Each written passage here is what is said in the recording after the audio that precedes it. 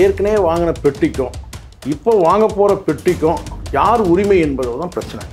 ஐயோ, இதுதான் உண்மை. கட்சி மக்கள் தொண்டர்கள் இதெல்லாம் கிடையாது, அதெல்லாம் ஒரு மண்ணும் கிடையாது. இன்னைக்கு சவுக்கு சக்கரவர்த்தி வெக்கமா இல்லை, நான் கேட்குறேன், அசிங்கமா இல்லை அந்த கட்சிக்கு? டாக்டர் வயசுக்காக நம்ம பேசாமல் இருக்கலாம். அப்பனுக்கும் பிள்ளைக்கும் வந்து எரியுது. அங்கே தூய்மை எண்ணெயை ஊற்றுற டின்டின்னா ஊற்றுற அவர் புத்தி பேதலிச்சின்னு சொல்கிறாரு. சவுக்கு சங்கர் வந்து பார்த்தீங்கன்னா சரியான ஆம்பளையாக இருந்தான்னா பேச சொல்லுங்க பார்க்கலாம். வன்னியர் சங்க அறக்கட்டளை வந்து எப்படி ராமதாஸ் அறக்கட்டளை மாறிச்சு சொல்லி போய் எங்கள் ராமதாஸில் போய் கேள்வி கேள்றா பார்க்கலாம். சங்கர் நீ சவுக்க நல்லா விளாசு, சவுக்கு விளாசு, ஆளு உன்னையே விளாசுவான் அவன், அப்படிப்பட்ட ஆள் தானே. இப்போ சொல்லுங்களேன், பிஜேபி கூட எங்களுக்கு கூட்டணி கிடையாது. இல்லை எதுக்கு சார் ஒட்டு கேட்கணும்? அப்பா முதல்ல அந்த ஒட்டு கேட்டதுன்னு சொல்றதே வந்து எந்த அளவுக்கு உண்மைன்னு நமக்கு தெரியாது. அப்போ இது ஒட்டு மொத்தமா டிராமா. இந்த மாதிரி காகிதம் பொறிக்கிங்களாம் கூட்டு உட்கார வச்சு பேசுறாருன்னா விஷயம் இல்லாமல் பேசுவாரு. இந்த ஆள்லாம் எங்க போய் இன்டர்வியூ பண்றீங்கன்னு நம்மளை சொல்லிட்டு அதில் போடுறான்னு ஆங்கர் ரொம்ப அழகா இருக்கிறாங்கன்னு போடுறான். அப்போ உங்களை பார்க்கல? என்ன பார்க்கல, நான் பேசுறதும் கேட்கவே இல்லை, நான் அசிங்கமா இருக்கிறேன் சார். சார் இது ஒரு மூஞ்சா சார் இது? நீங்க சொல்லுங்க. ஓஹோ, அனுமதிக்கிட்டு தானே போவோம். ஏற்கனவே வாங்கின பெட்டிக்கு கூட்டணி போறதா? அதுதான். இல்லவா வாங்க போற பெட்டிக்கு கூட்டணி போறதா? இதான் பிரச்சனை. ரெண்டு பேருக்கும் பண பொட்டி தான் பிரச்சனை சார். இந்த பஞ்சாயத்தை கூட்டு போய் வந்து சவுக்கு சங்கர் உட்கார வச்சு பேசுறா, அதுல நீங்க புரிஞ்சுக்க வேணாம் சார். புதிய சிந்தனை நேயர்களுக்கு வணக்கம். இன்றைய சிறப்பு நேர்காணலில் நம்முடைய இணைந்திருக்கும் சிறப்பு விருந்தினர் மூத்த பத்திரிகையாளர் திரு சேகவர ஜெய்சங்கர் அவர்கள். சார் வணக்கம். சார் வணக்கம் சார். பாமகவில் கிட்டத்தட்ட ஒரு இன்னைக்கு சொல்றாரு 40வது வியாழக்கிழமை உங்களை சந்திக்கிறேன் பத்திரிகையாளர் அப்படிங்கிறாரு. தொடர்ச்சியாக அவர் என்னைக்கு மகன் மேலே கம்ப்ளைண்ட் பண்ணாரோ இன்னைய வரைக்கும் அது போயிட்டு இருக்கு. ஆனால் நாளாக அப்படியே மகன் மேலே கொஞ்சம் பாசம் வருது. கட்சியை விட்டு நீக்குவீங்களா அப்படின்னு கேட்டதுக்கு எம சமயம் எந்த மடைய சமயம் அப்படின்னாரு. ஆனால் நிர்வாகிலேருந்து நீக்கியிருக்காரு. இப்போ பார்த்தீங்கன்னா இப்போ ராமதாசருடைய மனைவி சரஸ்வதி அவர்கள் போய் அன்புமணி வீட்டு போயிருக்காங்க, ஆசீர்வாதம் வாங்கியிருக்காங்க. என்னதான் சார் நடக்குது பாமகவில்? ஏற்கனவே சொன்னார் இல்லையா, டாக்டர் ராமதாஸ் சொன்னார், வாட்டர் பாட்டிலை தூக்கி அவங்க அம்மாவை அடித்தார் அப்படின்னு சொன்னார் இல்லையா. அப்போ பார்வையெல்லாம் எப்படி இருக்குது? நம்மளுடைய சாதாரண தாயை வந்து வாட்டர் பாட்டிலை தூக்கி அடிச்சிருக்கிறா ஒரு தலைவர் அப்படின்னு ஒரு இப்போ அந்த அம்மாவே வந்து நேராக வந்து இவரை வந்து சந்திச்சுட்டு போயிருக்கிறாங்க. அது சம்மந்தமாக எதுவும் கிரிட்டிசைஸ் எதுவும் பண்ணவே இல்லை ராமதாஸ். இப்போ நான் சொல்கிறது என்னென்னா, முழுக்க பாட்டாளி மக்கள் கட்சியில் அப்பாவுக்கும் மகனுக்கும் நடக்கிற பிரச்சனை கொள்கை ரீதியாக சித்தாந்த ரீதியாக கட்சியை வழிநடத்துறது ரீதியாலாம் பிரச்சனை இல்லை. வேறு என்னது சார் பிரச்சனை? ஒட்டி வாங்குறதுல வந்து பார்த்தீங்கன்னா ஏற்கனவே வாங்கின பெட்டிக்கும் இப்போ வாங்க போகிற பெட்டிக்கும் யார் உரிமை என்பது தான் பிரச்சனைங்க. ஐயோ, இதுதான் உண்மை. தொண்டர்கள் இதெல்லாம் கிடையாது, அதெல்லாம் ஒரு மண்ணும் கிடையாது. தொண்டர்கள்லாம் இது போன்ற கட்சி நல்லா புரிஞ்சுங்க சார். பெரிய கட்சிகள் என்ன, 2 கட்சி அதிமுக திமுக 2 கட்சியில் இருக்கிற அந்த தொண்டர்களாக இருக்கட்டும், அல்லது அடுத்து வரக்கூடிய கட்சிகள் இந்த மாதிரி சின்ன சிறிய கட்சிகள் இருக்கு இல்லையா, ஆட்சிக்கு எந்த காலத்திலும் வராத கட்சிகள்னு ஒன்று இருக்கு இல்லையா, கூட்டணிக்கு போகிறாங்க. நாம் தமிழர் சேர்க்க முடியாது, ஆனால் எதிர்கால அவங்களுடைய சிந்தனை வேறு மாதிரி இருக்குது, ஏன்னா தனித்து போட்டிடுறாங்க. இந்த கட்சிகள்லாம் புதுசாக தொடங்கி இந்த கூட்டணிக்காக போன கட்சிகள்லாம் அந்த கட்சியில் இருக்கிற தொண்டர்கள் எல்லாமே ஆட்டு மந்தம் மாட்டு மந்தம் மாதிரி தான் சார் இருக்கிறாங்க. அந்த மந்தைகளை பற்றிலாம் பிரச்சனையே கிடையாது. நீங்கள் எந்த பக்கம் ஓட்டினாலும் அது வந்து ஏன்னு கேள்வி கேட்காது. ஆடுகளுக்கு நீங்கள் வந்து தலைவர் இந்த பக்கம் கூட்டணி வைக்கிறாரோ அந்த பக்கம் அப்படியே போயிடுவாங்க. நீங்கள் அந்த பட்டியிலேருந்து நீங்கள் விடுவிச்சிட்டிங்கன்னா நீங்கள் வந்து தடி எடுத்துகிட்டு நீங்கள் போனீங்கன்னா அவங்க பின்னாடி வரும். நீங்கள் அப்படியே வளைஞ்சு போனீங்கன்னா அவங்க பின்னாடி வளையும். அப்படி போனாலும் இப்படி போகும். இப்படி தான். அது தனியாக எதுவும் சிந்தனையும் கிடையாது. இங்கே ஆட்டு மந்தம் பிரிஞ்சு போயிட்டே இருக்கு. ஆமாம், தலைவர் என்ன சொல்கிறாரோ அதான் தொண்டர். இப்போ விசி கால கேட்டால் அண்ணா என்ன சொல்கிறாரோ அதுதான். அது மாதிரி எந்த தொண்டர்கள் வந்து பார்த்தீங்கன்னா தனியாக சிந்தனை இருக்குது, இல்லை 2ஆம் கட்ட தலைவர்களுக்கு வந்து ஏதாவது தனி சிந்தனை இருக்கா? கிடையாது. தலைவர் என்ன சொல்கிறாரோ, நீங்கள் தலைவருக்கு ஜால்ரா அடிக்கும் போது தான் நீங்கள் 2வது தலைவராக இருக்க முடியுங்க. இப்போ கோகாமணி வந்து தனியாக ஏதாவது அவருடைய சிந்தனை ஏதாவது சொல்ல முடியும்? எதுவும் சொல்ல முடியாது. ஆனால் குமுறல கொட்டலாம். ஆனால் என்ன செய்யுங்க, ஓடி போயிடலாம் செத்து போயிடும் அப்படிங்கிறாரு. அப்படிதான் சொல்லலாம் சார். அவர் எப்படி சார் போவார்? 1000 கோடி சொத்து இருக்குது சார், 5 தடவை எம்எல்ஏ வந்திருக்கிறாரு, எப்படி அவர் விட்டுட்டு போயிடுவாரு? சொல்ல இருந்தாலும் தலைவருக்கும் செயல் தலைவருக்கும் ஏற்பட்ட பிரச்சனை போயிட்டு இருக்குல்ல. அதுதான் சார். இப்போ அதனால இவருக்கு என்ன ஆகிருப்போகுது? நான் கேட்குறேன், எப்படினாலும் ஒரு தலைமை தானே. இல்லை நீங்கள் வந்து குறிப்பிட்ட இந்த தலைமையில் தான் நான் இருக்க போகிறேன் சொல்ல போகிறீங்களா? கிடையாது. இப்போ நீங்களும் அவரே இன்னும் நீச்சல் தானே அடிச்சுட்டு இருக்கிறாரு. அவர் என்ன அங்கே ஏதாவது நீக்கிட்டாரா, ஏதாவது பண்ணிட்டாரா? அவர் இப்ப என்ன செய்யறாரு குற்றச்சாட்டு வைக்கிறாரு. அதிமுக ஆட்சி, அதிமுக கூட்டணிக்கு வந்து பாராளுமன்ற தேர்தலில் இவங்க பேசி முதல்ல முடிவு பண்ணி ஒரு பெரும் தொகையை வாங்கிட்டாங்க. ஊருக்கே எல்லாருக்கும் தெரிஞ்ச கதை தான் நான் சொல்றேன். கடந்த தேர்தல் ஆமா, பாராளுமன்ற தேர்தலில் பெரிய தொகையை வாங்கிட்டாங்க. அந்த ஒரு 300 கோடிக்கு மேல சொல்றாங்க. 300 இருந்து 500 போட்டுக்கங்களேன், அது எக்ஸாக்டா நம்ம சொல்ல முடியாது. ஆனாலும் அந்த தொகை கேட்டால் இவர்கிட்ட போயிடுச்சு, அன்புமணி கிட்ட போயிடுச்சு. ஏன் ராமதாஸ் பக்கம் போலே சார்? அந்த பக்கம் போகல. ஓஹோ. அதுல உங்களுக்கு பிரச்சனை, குடும்பத்துக்குள்ள நடக்கிற பிரச்சனை இப்போ வெடிச்சு பூதாகரமாக வரதுக்கு காரணம் கேட்டால் அடுத்து ஒரு கூட்டணி இருக்கு. இப்போ அவங்க அந்த கூட்டணி அதிமுக போகாமல் என்டிஏவோட போயிட்டாங்க. ஓவர் நைட்டில் மாறினதெல்லாம் உங்களுக்கு தெரியும். ஆமாம். அது மிரட்டி மாறினாங்களா, மிரட்டாமல் மாறினாங்களா, ஒரு வருஷம் முன்னாடியே கூட்டணி. ஆமாம். ஸோ அப்போ கேட்டால் இப்போ அதிமுகவோட வாங்கின அந்த தொகைக்கு என்ன பொறுப்பு, யார் மூலமாக வாங்கினாங்க, சிலதெல்லாம் இருக்குது. எந்த தலைவர்கிட்ட வாங்கினாங்க, அந்த தலைவர் அதிமுக தலைவர் எப்படிப்பட்ட தலைவர், இப்படிலாம் இருக்கும்போது அவன் பார்த்தீங்கன்னா சொல்கிறாங்க சிவி சண்முகம் சொல்கிறாரு. அதுதான். அப்போ கேட்டால் தெரியும் உங்களுக்கு ஏற்கனவே அவர் கொஞ்சம் சுறுசுறுப்பாக இருப்பார். யார்? கொஞ்சம் வேகமாக இருப்பார், கோவக்காரர் வேறு. ஆமாம், கோபமாகவும் இருப்பார். சரிங்களா? அப்படின்னு உடச்சிட்டா என்ன ஆகும்? இப்போ அதனால என்னன்னு கேட்டால் இப்போ அன்புமணி சென்றாங்க ஒரு அண்டர்ஸ்டாண்டிங் பேசின்னு கேட்டால் அந்த வாங்கின தொகைக்கு இப்போ சட்டமன்ற தேர்தலில் உங்களோட நாங்கள் பயணிக்கிறோம்னு சொல்லிட்டு அப்படி போயிட்டு இருக்கிறாரு.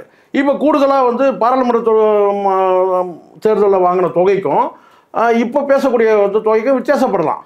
இப்போ உதாரணத்துக்கு அப்போ 300 கோடி கேட்டு வாங்கியிருந்தாங்கன்னு வச்சுக்கலாம், இதுக்கு 500 கோடி வாங்கலாம்.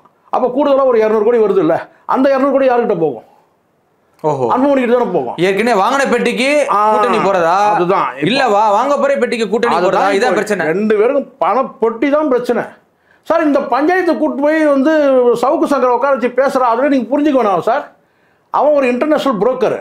இது டிசைனாக புரோக்கர் வேலை பண்ணுறவன், கலராக புரோக்கர் வேலை பண்ணுறவன்.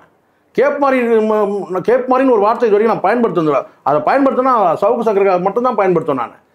அந்த கேப் மாதிரி கூட்டு வீட்டு நடுவு வீட்டில் உட்கார வச்சுக்கிட்டு விளங்குமா சார்? அவன் கால் போட்ட ஏதாவது விளங்கியிருக்கா? நீங்கள் சொல்லுங்கள் பார்க்கலாம். இன்றைக்கி நான் சொல்கிறேன், எழுதி வச்சுக்கோங்க. அதிமுகவுடைய ஒரு மதுரையில் மாநாடுன்னு நினைக்கிறேன். போய் பாக்கெட்டில் கையை விட்டுன்னு போய் நின்ன, சோறு சரியில்லை, அது சரியில்லை, சார் அன்னைக்கு அசிங்கப்பட்டது தான் எடப்பாடி. குண்டான கொட்டினாங்க இல்லை, பார்த்தீங்களா இல்லையா? நீ என்னத்த பாக்கெட்டில் கையை விட்டு போய் நின்ன? நான் எதுக்கு சொல்கிறேன்னா, நீங்கள் ஒரு வீட்டில் கூட்டு உட்கார வச்சு ஒரு டீ கொடுக்குறீங்கன்னு, ஒரு தண்ணி கொடுக்குறீங்கன்னு வச்சுங்க. நீங்கள் உங்களை சொல்கிறேன், நானாக இருந்தாலும் நீங்களும் சொல்கிறோம். ஒருத்தர் வீட்டில் கூட்டு உட்கார வச்சு ஒரு கிளாஸ் தண்ணி கொடுக்கணும், அவன் தரம் என்னன்னு பார்க்கணும். நீங்கள் முதல்ல அவன் எப்படிப்பட்ட ஆள், எதில் சரியான நபர், ஏதாவது ஒரு விஷயத்தில் சொல்லுங்கள். இந்த விஷயத்தில் சவுக்கு சங்கர் பெஸ்ட் ஒன் சொல்லுங்க சார். ஏதாவது ஒன்று சொல்லுங்க. ஆளுங்கட்சி அடிக்கிறாரு, எதிர்கட்சி ஆளுங்கட்சி எத்தனை ஆளுங்கட்சி நீ மாற்றி மாற்றி அடிச்சிருக்கிற? இதே நீங்கள் மு.க. ஸ்டாலின் நீங்கள் பாராட்டி பேசுறியா கடந்த காலத்தில்? சொல்லுங்கள். அதுக்கப்புறம் நீங்கள் எடப்பாடி நீங்கள் என்ன வார்த்தை பேசுறீங்க, ஓபிஎஸ் என்ன சொன்னீங்க, ஏதாவது ஒன்றுத்தில் இது வரைக்கும் நிலைப்பாடு சரியா இருக்கா சவுக்கு சங்கர்து? சார் வியூஸ் எல்லாம் பேசுறாரு சார். தெரியல சார், எவ்வளோ பெரிய தலைவர்.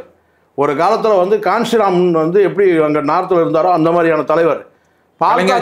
அரசியல் அந்த மாதிரி ராமதாஸ் ஜெயலலிதாவையும் கலைஞரையும் கேட்டால் தைலாபுரத்தை நோக்கி வர வச்ச நபர்.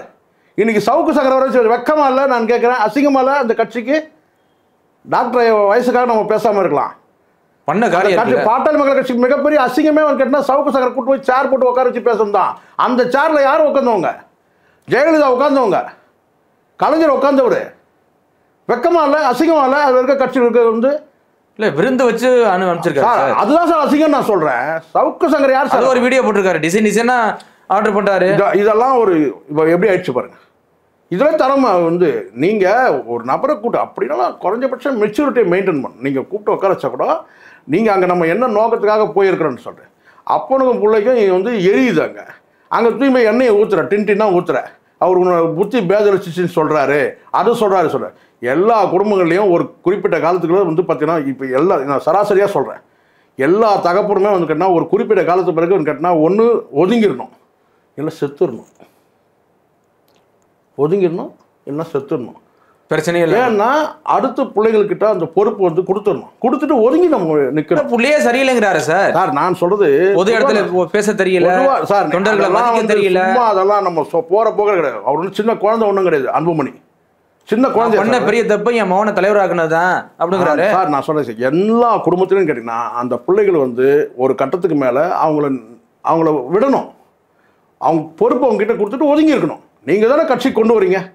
அவர் எங்கேயோ ஒரு டாக்டர் உங்களை மாதிரி ஒரு ஊசி போட்டு இருந்திருப்பாரு. கொண்டு நீங்க மகன்கிட்ட பொறுப்பை கொடுத்தேன், எங்கேயா ஆரம்பிச்சு சின்ன போச்சு என்ன சொல்றாரு சார்? நான் கேட்கறேன், எல்லாத்துக்கும் அவராம் பொறுப்பா? நீ என்ன பண்ணவே எதுவுமே பண்ணவே இல்லையா? நீ சொல்றாரு எனக்கே தெரியாது, பிஜேபியோட கூட்டணி எனக்கு தெரியாது. அதெல்லாம் தப்பு சார். காலைல வராங்க, ரெண்டு பேரும் நல்லா தெரியுது, ரெண்டு பேரும் உட்கார்ந்து பேசுறோம் சார். ரைட்டு, நீங்க சொல்றதா எடுத்துப்போம். இப்போதான் உங்ககிட்ட இருக்குல்ல எல்லாமே. இன்னைக்கு நீங்கள் தானே எல்லாமே. இப்போ எங்கள் அனௌன்ஸ்மெண்ட் பண்ணுங்க பார்க்கலாம். பிஜேபியோட கூட்டணி கிடையாது சொல்லுங்கள். கரெக்ட், நீங்கள் சொல்கிறது நான் ஒத்துக்கிறேன். அதுக்கு பாட்டு பாடுறாருல, போக போக தெரியும். சும்மா இந்த பாட்டு பாடுறது இதெல்லாம் கிடையாது. இப்போ நீங்கள் வந்து போல்டான தலைவர் எல்லாத்தையும் சொல்கிறீங்கல்ல, இப்போ சொல்லுங்களேன். பிஜேபியோட எங்களுக்கு கூட்டணி கிடையாது சார். நேற்று ஆரம்பித்த கட்சி சொல்கிறான் சார் கொள்கை எதிரின்னு சொல்லிட்டு. சொல்கிறானா இல்லையா? என் கொள்கை எதிரி அவங்களோட கூட்டணி இல்லைன்னு சொல்கிறான். நீங்கள் சொல்லுங்கள் பார்க்கலாம். இத்தனை ஆண்டு காலம் பெரிய ராஜதந்திரி இல்லை நீங்கள்.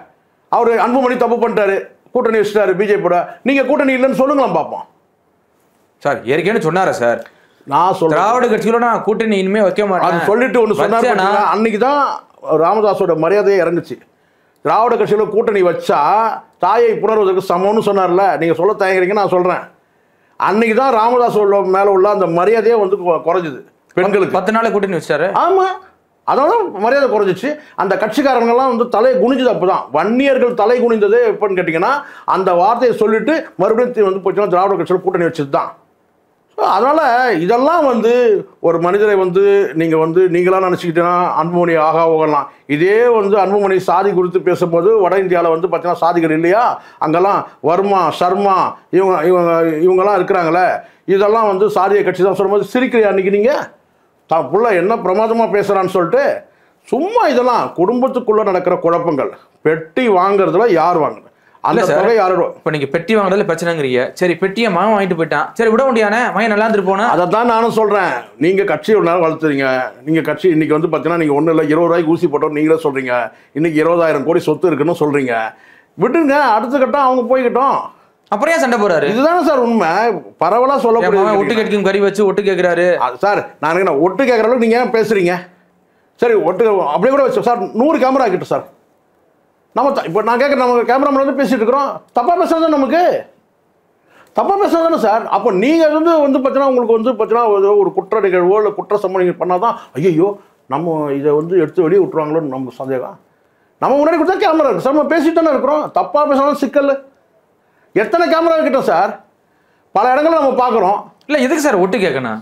அப்பா முதல்ல அந்த ஒட்டு கேட்டதுன்னு சொல்கிறதே வந்து எந்த அளவுக்கு உண்மைன்னு நமக்கு தெரியாது. அதுவே நமக்கு டவுர்மமா இருக்குங்க. எங்க வச்சாங்க, தனிப்படையெல்லாம் வச்சிருக்காங்க சார். தனிப்படையெல்லாம் கேட்டால் அரசு ஒன்றும் பண்ணல, எல்லாம் அவரே பண்ணுறது தான். தனிக்குழுன்னு கேட்டால் அவரே பண்ணுறது தான். அதனால இதெல்லாம் வந்து இப்போ சார் இப்போ நல்லா திமுக பாருங்க. இதெல்லாம் வந்து இந்த காலத்தில் சர்வசாதாரணமான விஷயம். இந்த கேமரா வச்சு வந்து ரகசிய கேமரா வைக்கிறது, எல்லார் பாக்கெட்டும் கேமரா இருக்குது. இப்போ நான் இங்கே வச்சுட்டு பாக்கெட்டை வச்சுட்டு கூட பார்த்தீங்கன்னா கேமரா ஆன் பண்ணிட்டு நீங்கள் பேசுறதை எடுக்க முடியும். சர்வசாதாரணமான விஷயம். இன்றைக்கி வந்து பார்த்தீங்கன்னா ஒருத்தர் பேசுறதை ரெக்கார்ட் பண்ணுறது, வாட்ஸ்அப்பில் பேசினா ரெக்கார்ட் பண்ண முடியாதுன்றான். அப்புறம் பார்த்தீங்கன்னா வாட்ஸ்அப்பில் பேசிட்டு மாட்டிக்கிட்டவங்களாம் இருக்கிறான். அதுக்கப்புறம் ஒரு ஆப் இருக்குது. இது ஒரு ஆப்பில் நான் வெளிப்படையாக ஒரு விஷயம் சொல்லட்டுமா உங்களுக்கு? ஜான் ஆரோக்கியசாமி இருக்கிறார்ல, அவர் வந்து என்கிட்ட வந்து கேட்டால் வாட்ஸ்அப்பில் தான் வந்து பேசுவார். நம்ம தான் இன்டர்வியூ எடுத்தோம். ஆமாம், பண்ணீங்க. அவர் என்கிட்ட வந்து பார்த்தீங்கன்னா வந்து இரவு நேரங்களில் வந்து கேட்டால் வந்து பேசுவார். பகல் நேரங்களில் சில நேரங்கள் பகல் நேரங்களில் கொஞ்சமாக பேசுவார், இரவு நேரத்தில் நிறைய நேரம் பேசுவார். வாட்ஸ்அப்பில் பேசிட்டு வந்தார்.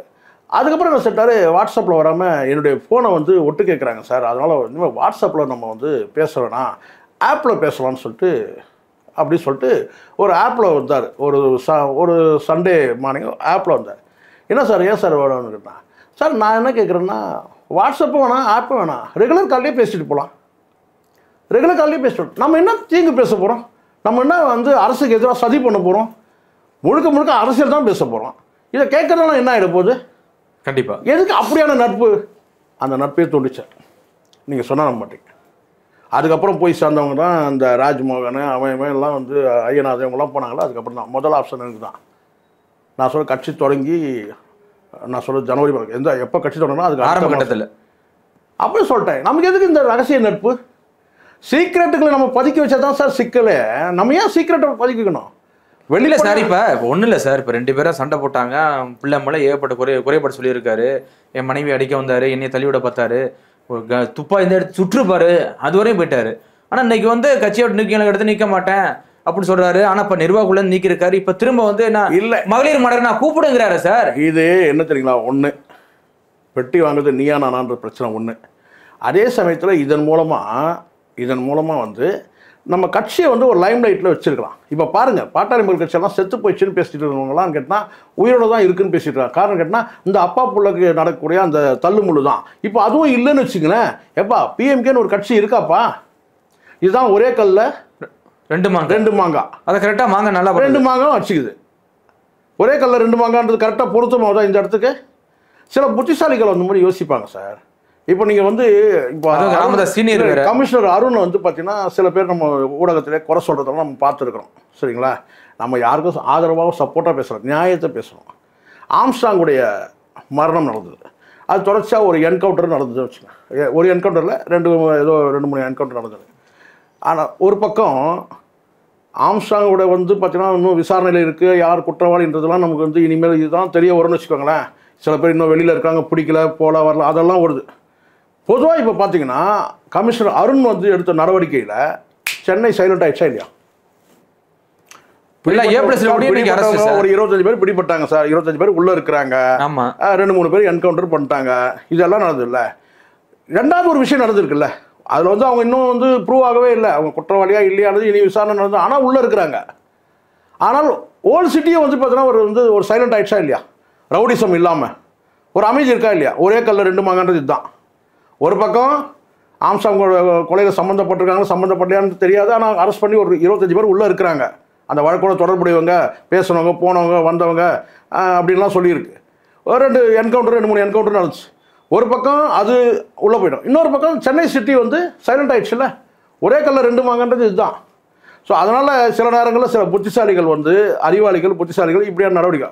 டாக்டர் ராமதாஸோட நடவடிக்கை நான் அப்படி தான் பார்க்குறேன். கண்டிப்பாக சார், பொறுத்து வந்து பார்ப்போம் என்ன நடக்குதுன்னு. மிக்க நன்றி சார். நன்றி சார்.